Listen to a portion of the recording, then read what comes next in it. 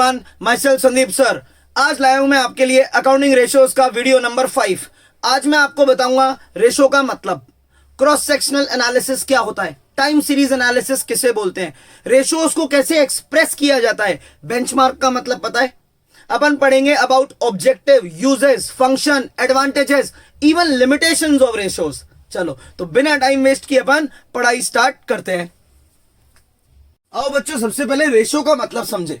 Ratio का मतलब होता है किसी भी चीज को न्यूमरेटर अपॉन डिनोमिनेटर की फॉर्म में प्रेजेंट करना, expressing one number over the another. बस अब रेशोज को प्रेजेंट करने के यानी एक्सप्रेस करने के यानी फाइनल आंसर छोड़ने के चार तरीके होते हैं। ठीक है, रेशो को एक्सप्रेस करना यानी फाइनल आंसर छोड़ने के चार तरीके हैं। पहला मेथड है प्रोपोर्शन यानी प्योर यानी सिंपल मेथड। जैसे आपने लिक्विडिटी रेशोज पढ़ी है, दो ही होती है, करंट रेशो और लिक्विड रेशो। और सोल्वेंसी रेशोज में पढ़ा है debt equity ratio, total asset to debt ratio और प्रोप्राइटरी रेशो। ये सारी रेशोज इस मेथड से प्रेजेंट की जाती है। जैसे एक एग्जांपल देके समझाऊं। बच्चा, करंट रेशो का फॉर्मूला बोलो। Current asset upon current liability. मान लो आपके करंट एसेट है 50,000 के और आपकी करंट लायबिलिटी है 10,000, तो आपका आंसर क्या आएगा? 5 आ गया ना। 5 तो आप क्या 5 छोड़ोगे? नो, आप आंसर छोड़ोगे 5:1। इसको बोलते हैं सिंपल यानी प्योर यानी प्रोपोर्शन मेथड। जब आप किसी चीज को x:1 की फॉर्म में छोड़ो, यानी ऐसे। क्लियर? तो ये सारी रेशोज इस तरीके से छोड़ी जाती है, यानी फाइनल आंसर ऐसे लिखा जाता है। दूसरा तरीका है रेट यानी सो मेनी टाइम्स का मेथड। कितना टाइम है, जैसे देखो मैं समझाऊं क्या मतलब है इसका। आपने एक्टिविटी रेशोज पढ़ी है, inventory turnover ratio, trade receivable turnover ratio, trade payable turnover ratio, working capital turnover ratio. और आपने सोल्वेंसी रेशो में पढ़ा होगा इंटरेस्ट कवरेज रेशो। ये सारी रेशोज टाइम्स में प्रेजेंट की जाती है। समझाता हूं। जैसे मान लो आईटीआरई है, इन्वेंट्री टर्नओवर रेशो। इसका फॉर्मूला क्या है मेरा बच्चा, बताओ? Cost of RFO upon average inventory. क्या फॉर्मूला है? Cost of RFO upon average inventory. अब मान लो क्वेश्चन में कॉस्ट गिवन है 1 लाख और एवरेज इन्वेंट्री गिवन है 25,000। फाइनल आंसर क्या है? 4। तो आप क्या 4 छोड़ोगे? नो। ये सारी रेशोज, जो ये 5 रेशोज है, इनका फाइनल आंसर प्रेजेंट किया जाता है टाइम्स में। ऐसे इन रेशोज को प्रेजेंट करते हैं 1:1 की फॉर्म में, इनका फाइनल आंसर लिखा जाता है टाइम्स में। तीसरा तरीका परसेंटेज मेथड। सारी प्रॉफिटेबिलिटी रेशो यानी पांचों की पांचों, gross profit ratio, net profit ratio, operating profit ratio और रिटर्न ऑन इन्वेस्टमेंट, ये सारी की सारी अपन प्रेजेंट करते हैं परसेंटेज फॉर्म में। जैसे इसका भी एग्जांपल लेते हैं। जैसे ग्रॉस प्रॉफिट रेशो का तो फॉर्मूला ही यही है, gross profit upon net RFO into 100%। तो बताओ फाइनल आंसर तो परसेंट में आएगा ही ना। इन सबको परसेंटेज की फॉर्म में प्रेजेंट किया जाता है। 3 तरीके हो गए, एक प्योर मेथड यानी सिंपल मेथड 1:1 वाला, एक टाइम्स वाला मेथड, एक परसेंटेज वाला मेथड। आपके कोर्स के अकॉर्डिंग तो आप ये 3 मेथड यूज करते हैं, लेकिन एक 4th तरीका और होता है फ्रैक्शन वाला मेथड, यानी ये जो मैंने शुरू में लिखा था। बस खत्म। किसी भी चीज को न्यूमरेटर अपॉन डिनोमिनेटर की फॉर्म में छोड़ देना।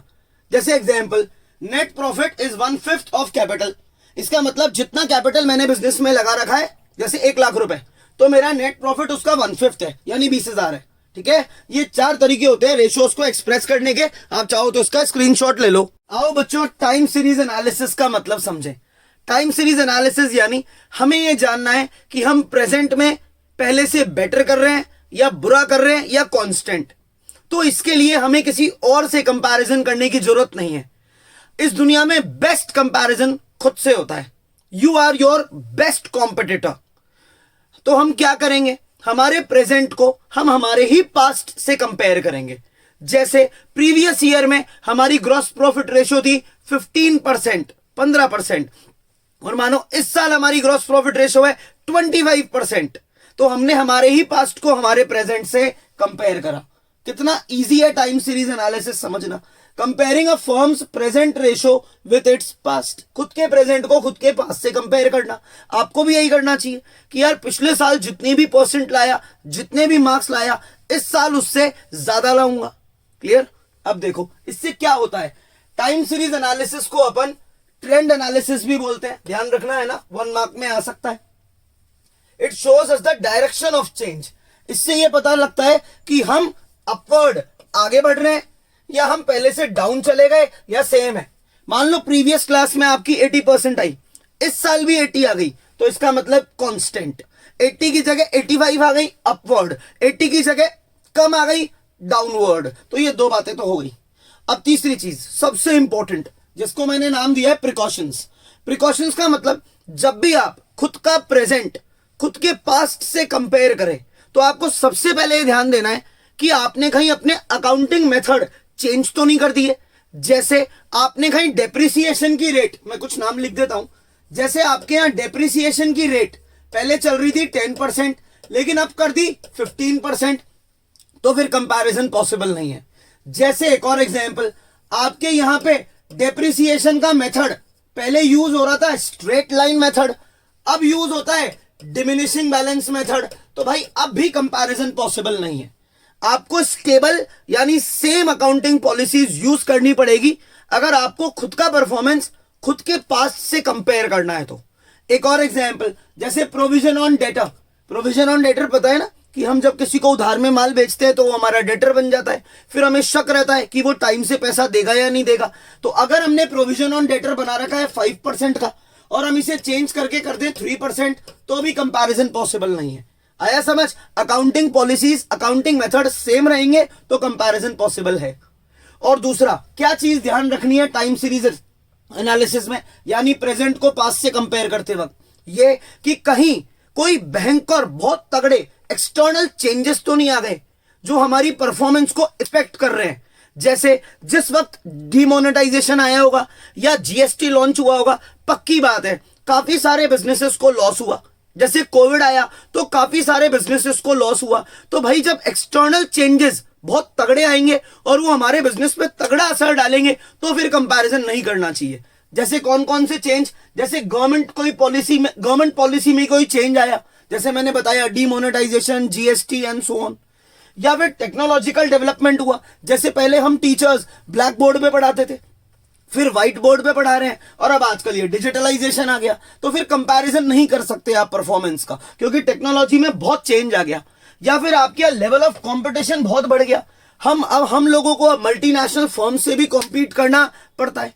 तो ये प्रिकॉशन ध्यान रखते हैं कि ज्यादा मेजर चेंज ना आया हो सिचुएशंस में, कंडीशंस में, और अकाउंटिंग पॉलिसी सेम हो। आप चाहो तो टाइम सीरीज एनालिसिस का स्क्रीनशॉट ले लो। नेक्स्ट टॉपिक है बच्चों क्रॉस सेक्शनल एनालिसिस। इसका मतलब ये होता है खुद का परफॉर्मेंस कॉम्पिटिटर से कंपेयर करना, कि हम तो करेंगे। जैसे पेप्सी और कोका कोला का कंपैरिजन कराना, लिवाइस, मुफ्ती, नाइकी, एडिडास, इन सब का आपस में कंपैरिजन कराना, ये क्रॉस सेक्शनल है। बहुत इजी है। Comparison of a firms ratio with other firms of the same industry. बस इतना सा ध्यान रखना है कि हम लिवाइस का जो कंपैरिजन जैसे करा रहे हैं तो लिवाइस को हम मुफ्ती से कंपेयर कराएं, हम गलती से भी लिवाइस को कोका कोला से कंपेयर ना कराएं, ये बेवकूफी ना करें। ये कंपैरिजन सेम नहीं है, क्योंकि ये दोनों अलग अलग इंडस्ट्री के हैं। ये क्लॉथ इंडस्ट्री का है और ये बेवरेज यानी सॉफ्ट ड्रिंक इंडस्ट्री का है। आया समझ? पहली बात कि आप कंपेयर कर रहे हैं खुद को खुद के कॉम्पिटिटर से, लेकिन कॉम्पिटिटर सेम इंडस्ट्री का होना चाहिए। या फिर आप इंडस्ट्री के एवरेज से खुद को कंपेयर कर रहे हैं, यानी लिवाइस ने कहा, ध्यान से सुनना, कि मेरा ग्रॉस प्रॉफिट रेशो 20% है। लिवाइस ने इसे कंपेयर करा पूरी क्लॉथ इंडस्ट्री के एवरेज से। पूरी क्लॉथ इंडस्ट्री का एवरेज उसने फाइंड करा, जिसमें लिवाइस, मुफ्ती, यूसीबी, मतलब जितने ब्रांड्स आप जानते हैं ना, सारे आ गए ऑलमोस्ट जो लिवाइस की टक्कर के हैं। उनका जब एवरेज निकाला तो मान लो उनका ग्रॉस प्रॉफिट रेशियो आया 18%, तो लिवाइस तो ऑब्वियसली इससे आगे निकल गया। ये है इसका मतलब कि आप खुद को किसी एक ब्रांड से कंपेयर कर रहे हैं, या फिर आप खुद को जिस इंडस्ट्री को बिलोंग करते हैं उसके एवरेज से कंपेयर कर रहे हैं। ये इसका मतलब हो गया। क्लियर? अब एक चीज ध्यान रखना, जो भी मैंने यहां बोला उसको थोड़ा और समझाऊंगा, कि जब भी आप कंपेयर करते हैं ना क्रॉस सेक्शनल एनालिसिस से किसी भी कॉम्पिटिटर से खुद को, जैसे लिवाइस ने मुफ्ती से कंपेयर करा खुद को, तो यार ये जरूर ध्यान रखना कि आप दोनों में कुछ बातें एक्सट्रीम सिमिलर होनी चाहिए। इसका मतलब ऐसे कंपैरिजन नहीं होता है कि एक प्रीमियम ब्रांड को आपने एक लोकल ब्रांड से कंपेयर कर लिया, यानी आपका जिससे आप कंपेयर कर रहे हो ना, आप दोनों का रॉ मटेरियल या तो सेम हो, आप सेम टाइप का रॉ मटेरियल यूज कर रहे हो, आपके माल बनाने का जो तरीका है वो सेम हो, या आपका फाइनल प्रोडक्ट सेम हो। इसीलिए लिवाइस मुफ्ती का कंपैरिजन चलता है। ऑलमोस्ट सिमिलर क्वालिटी का रॉ मटेरियल, सिमिलर तरीके से माल बनाना, या सिमिलर दिखने वाला इनका फाइनल प्रोडक्ट होता है। दोनों ब्रांड्स में मैसिव डिफरेंस नहीं हो सकता। जैसे एक मान लो आप एप्पल यानी आईफोन को आप कंपेयर करो एक ऐसे ब्रांड से जो 10, 12, 15 हजार से ऊपर का मोबाइल ही नहीं बेचता, तो यह comparison cross sectional point of view से गलत है। अगर आपको कंपेयर करना है तो आप आईफोन को उसी की रेंज वाले ब्रांड से कंपेयर करो। ये इसमें मैंने लिखा है, ये रहा।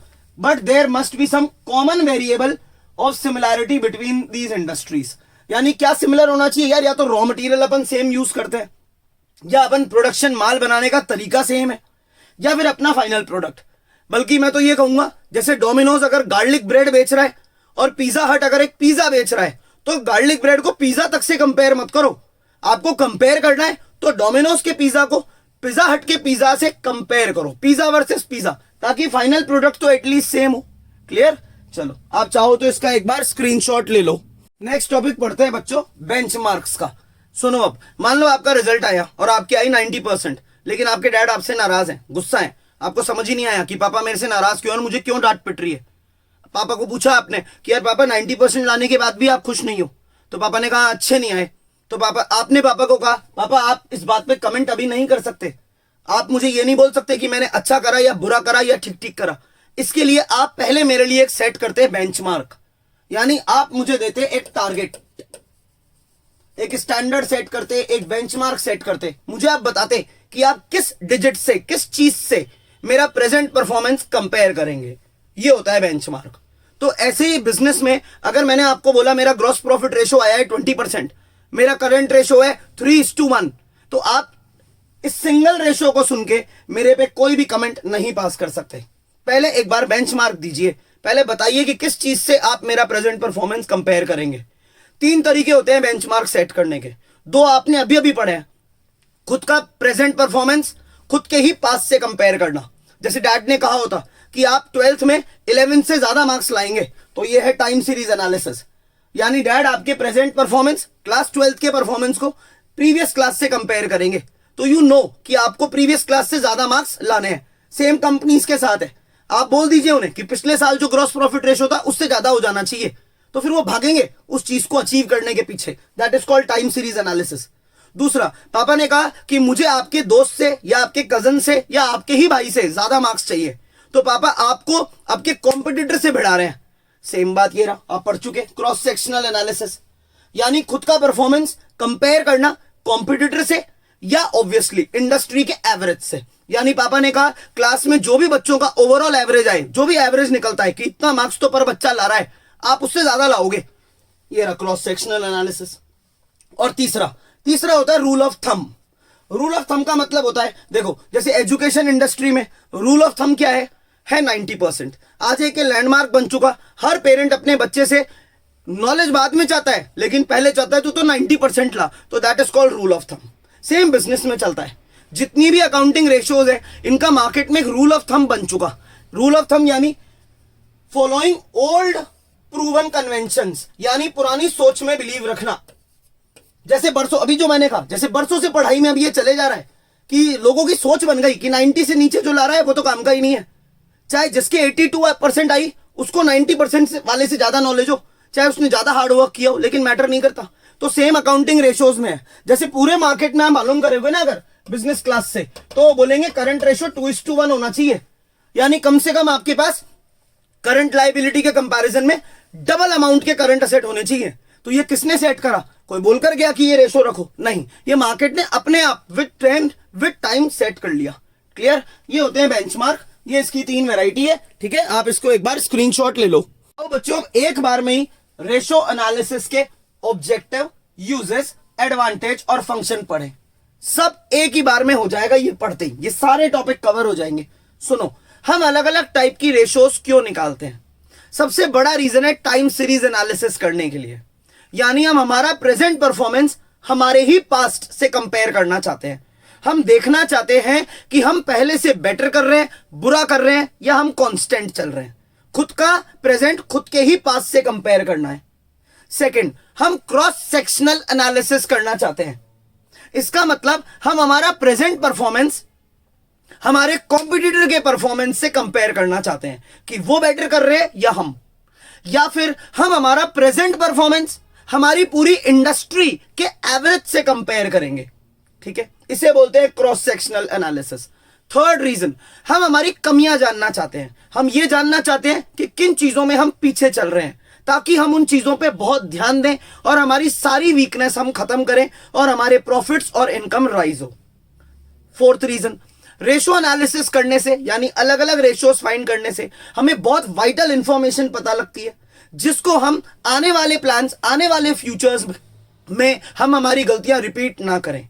यानी it will help you in forecasting and making better future plans. देखो, बेटर फ्यूचर प्लान तभी बनाया जा सकता है जब आप अपने खुद के पास्ट को पहले डीपली एनालाइज करो। आप सोचो कि किन चीजों में आप वीक थे, ताकि आप जब फ्यूचर प्लानिंग करो तो आप आने वाले कल में पुरानी गलतियों को रिपीट ना करो। लेकिन उसके लिए आपको अलग अलग रेशियोज फाइंड करनी पड़ेगी। फिफ्थ पॉइंट है, आपको अपनी फाइनेंशियल साउंडनेस के बारे में पता लगेगा। क्या पता लगेगा? फाइनेंशियल साउंडनेस के बारे में पता लगेगा।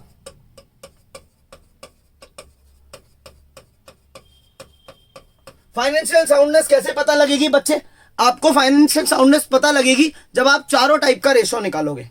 जब आप लिक्विडिटी रेशो फाइंड करते हैं ना, तो उससे क्या होता है, आपको यह पता लगता है कि आपके पास लिक्विड कैश, यानी आपके पास डे टू डे एक्सपेंसेस करने के लिए वर्किंग कैपिटल की शॉर्टेज तो नहीं है। आप टाइम से अपनी करंट लायबिलिटीज पे तो कर पाओगे ना। सॉल्वेंसी रेशो से यह पता लगेगा कि यार, आप जब भी लोगों से क्रेडिट मांगोगे, लॉन्ग टर्म लोन्स मांगोगे, तो लोग आपको दे तो देंगे ना। वो इनसे पता लगता है। एक्टिविटी रेशियोज, इनसे यह पता लगता है कि आप अगर इन्वेंट्री यानी दुकान में माल रखते हो तो आप उसे कितनी जल्दी सेल्स में कन्वर्ट करते हो। अगर आप लोगों को उधार में माल बेचते हो, यानी वो आपके टीआर बन जाते हैं, तो आप कितनी जल्दी उनसे मनी कलेक्ट करते हो। या आप किसी से उधार में माल खरीदते हो तो वो बन गया आपका ट्रेड पेएबल, तो आप उसे कितनी जल्दी पे करते हो। ये सब इनसे पता लगता है। और सबसे इंपॉर्टेंट, प्रॉफिटेबिलिटी रेशोज, इनसे हमें पता लगता है हमारा ग्रॉस प्रॉफिट रेशो क्या है, हमारा नेट प्रॉफिट कितना है, ऑपरेटिंग प्रॉफिट कितना है, हमारा आरओआई क्या है, रिटर्न ऑन इन्वेस्टमेंट। तो हमारी पूरी फाइनेंशियल पोजीशन यानी फाइनेंशियल साउंडनेस इनके थ्रू हमें पता लगती है। और ऑब्वियसली ये रिपीट हो रहा है, इनमें आ गई ये बात, ठीक है, कि हमें पता लगता है हमारा ट्रेंड क्या है, यानी हमारा बिजनेस अपवर्ड आगे बढ़ रहा है, डाउनवर्ड नीचे जा रहा है, या बिल्कुल कांस्टेंट है। हम ना तो बढ़े ना गिरे, बिल्कुल जैसे थे वैसे हैं। तो ट्रेंड के बारे में पता चलता है। ठीक है, नेक्स्ट, सिंप्लीफिकेशन ऑफ डेटा। देखो इसका मतलब, अगर अभी मैं आपको एक किसी कंपनी जैसे जियो, अमूल, होंडा के अगर फाइनेंशियल स्टेटमेंट ला दूं ना, स्टेटमेंट ऑफ पीएनएल अकाउंट और बैलेंस शीट, पूरी एक बुकलेट है जिसे पढ़नी पड़ेगी, और दुनिया भर की ऐसी कॉम्प्लेक्स टर्म्स है कि आपको समझ में ही नहीं आएगा। आप उससे कोई यूजफुल कंक्लूजन निकाल ही नहीं पाओगे। आप उस बुकलेट को साइड में रख दोगे। लेकिन अगर अभी मैं आपको बोलूं कि मेरा ग्रॉस प्रॉफिट, वो पूरी बुकलेट में से मैंने फाइंड करा, बुकलेट में से, क्योंकि मुझे रेशोज निकालने आते हैं। मैंने आपको बोला यार मेरा ग्रॉस प्रॉफिट रेशो 30% है इस साल, पिछले साल 20% था, तो आप बोलोगे समझ आ गया कि आप अपवर्ड ट्रेंड की तरफ जा रहे हो, क्योंकि मैंने बहुत ज्यादा लेंदी, बहुत ज्यादा टफ, यानी बहुत ज्यादा कॉम्प्लेक्स डेटा को मैंने सिंपल और अंडरस्टैंडेबल बना दिया। क्योंकि मैंने आपको वो पूरी बुकलेट पढ़ने को नहीं कहा, मैंने कहा बस इतना सा पढ़ लो कि ग्रॉस प्रॉफिट रेशो पहले 20 था, जैसे इस साल 30 हो गया।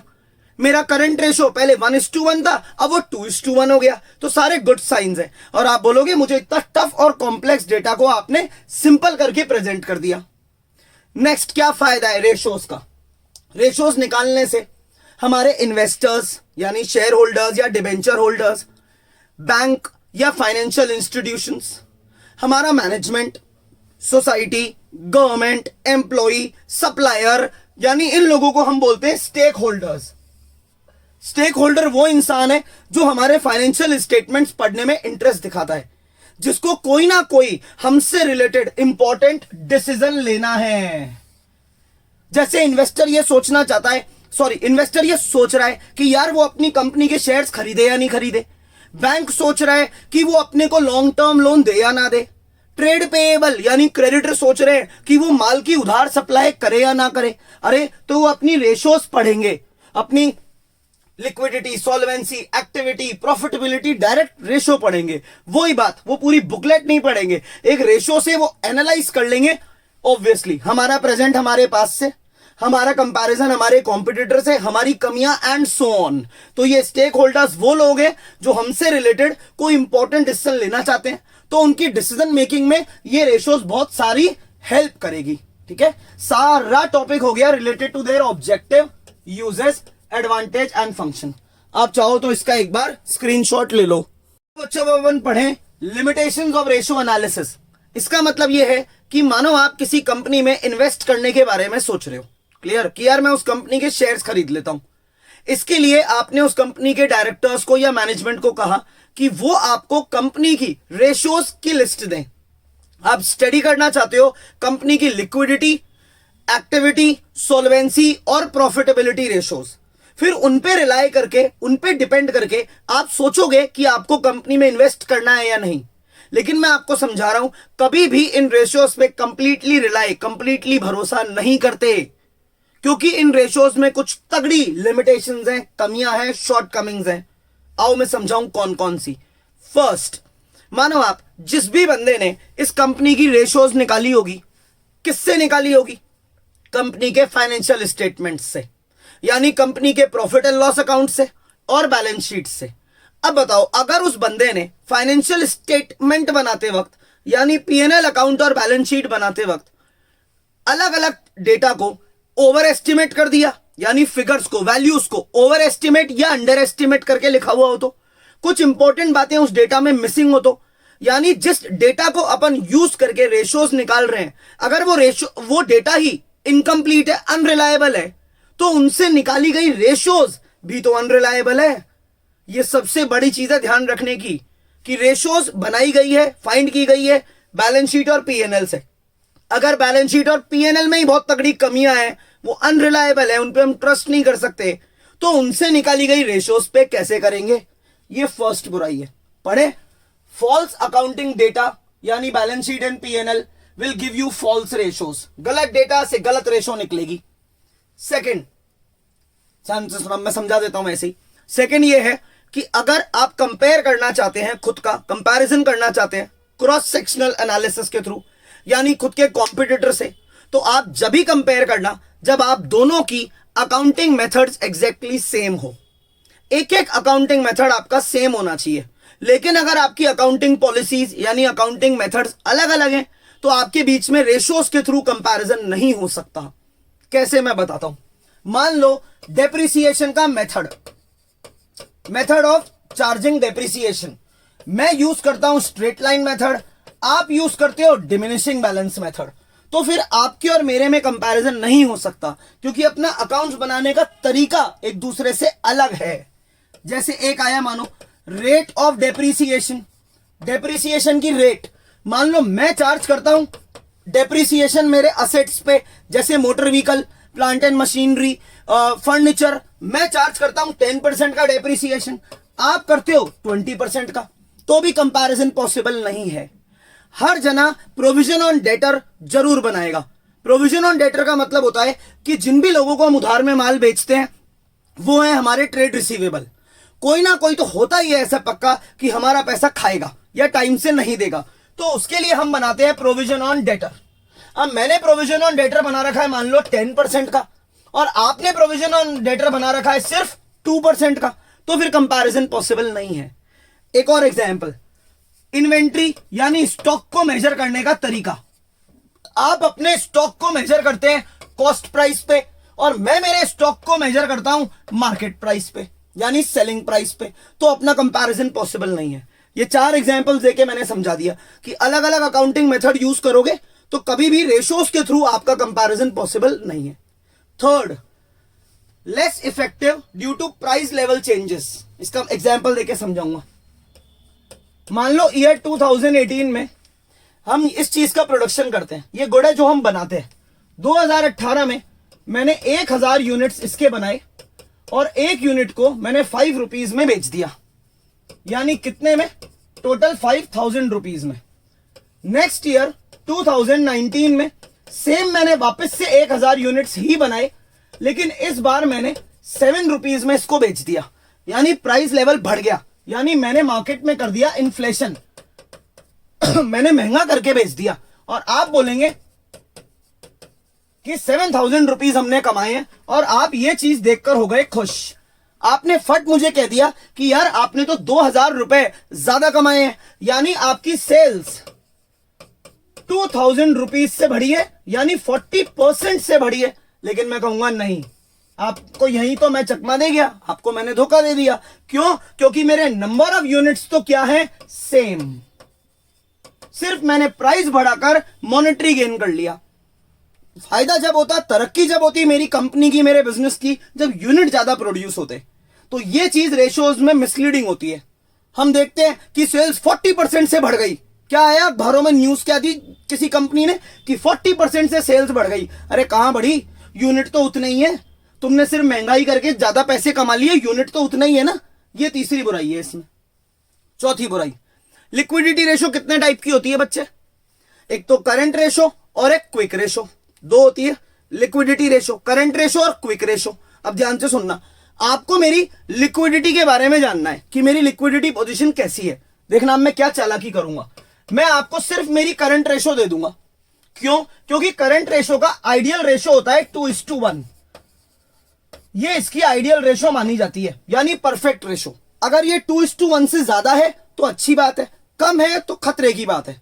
अब सुनना आप, मैंने आपको मेरी करंट रेशो बताई, आपके दिमाग में था कि करंट रेशो का आइडियल स्टैंडर्ड है 2:1। मैंने मेरी करंट रेशो आपको जो बताई वो थी मान लो 2.2:1।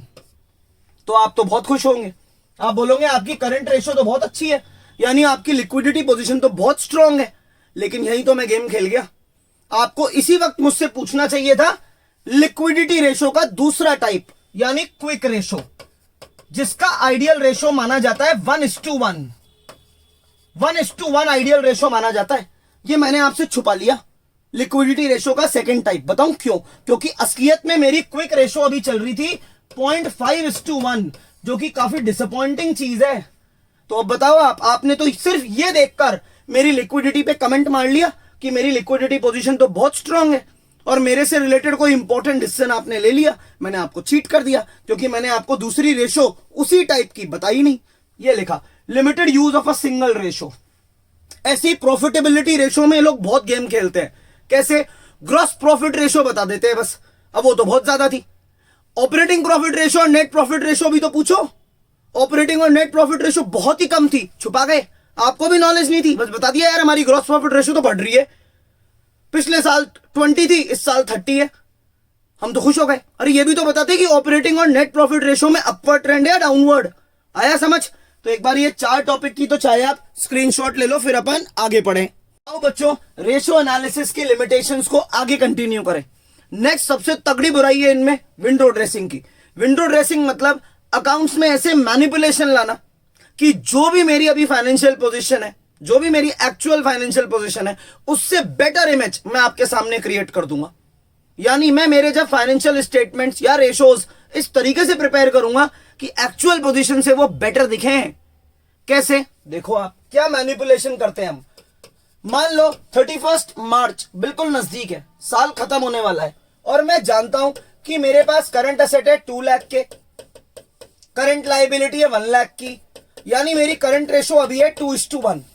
अब मैंने ये सोचा कि मुझे ये करंट रेशो कैसे भी करके इंप्रूव करके दिखानी है, यानी विंडो ड्रेसिंग करनी है, एक बेटर फाइनेंशियल पोजीशन आपके सामने पेश करनी है। तो मैंने मेरे ट्रेड पेएबल्स को बुलाया, यानी मेरे क्रेडिटर्स को। अज्यूम करो मुझे उनको 50,000 रुपीज देने हैं, और अभी पेमेंट देने में काफी टाइम है, अप्रैल या मई में उनका पेमेंट का ड्यू डेट आएगा, लेकिन मैंने उनको मार्च से पहले ही बुला लिया। अब किसको पैसे बुरे लगते हैं? तो उन्हें भी बुरे नहीं लगे। मैंने उन्हें कहा कि आप मुझसे मार्च से पहले ही 50,000 रुपीज ले लो। अब देखो उसका इंपैक्ट, जैसे ही मैं उनको 50,000 दूंगा तो मेरे करंट एसेट रह जाएंगे 1,50,000 के।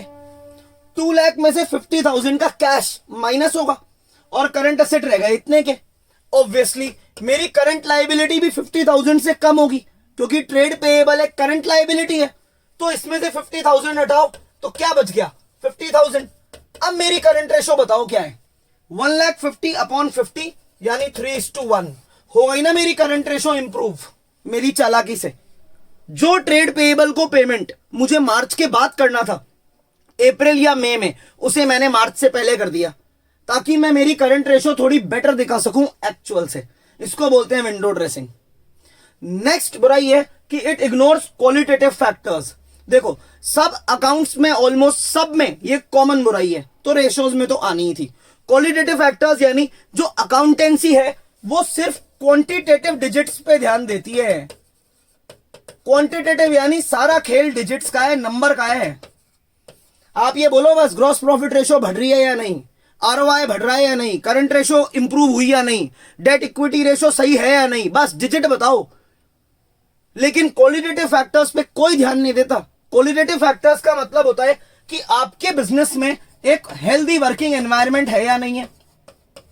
अब बताओ इसको अकाउंट्स में कैसे जज करें? इन चीजों को तो हम सिर्फ फील कर सकते हैं ना।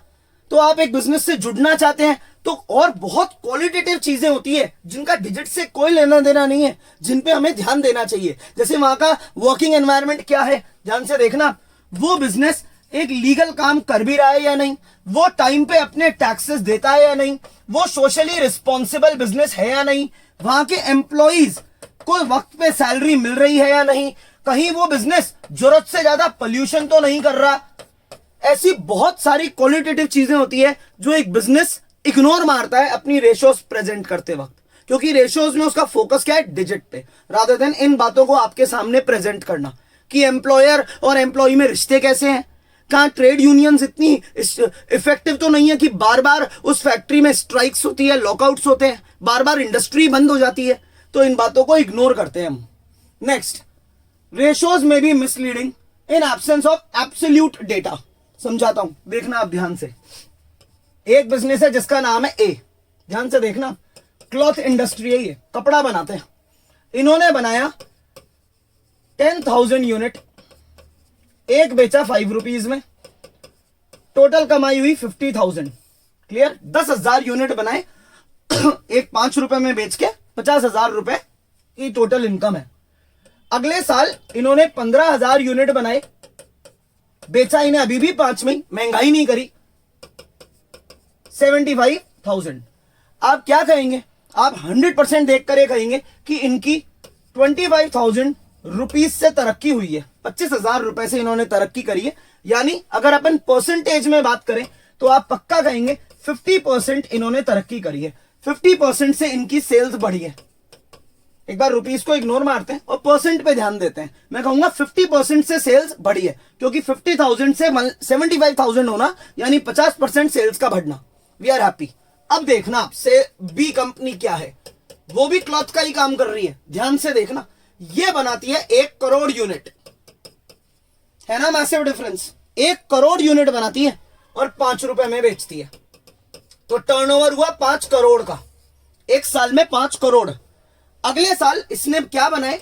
1.2 करोड़, 1 करोड़ 20 लाख यूनिट बनाए, सेम 5 रुपए में बेचा, इसकी कमाई हुई है 6 करोड़ की। यानी अगर आप इसे परसेंट वाइज देखेंगे ना, परसेंटेज तरक्की, तो आप बोलोगे कि इसमें सिर्फ 20% की तरक्की हुई है।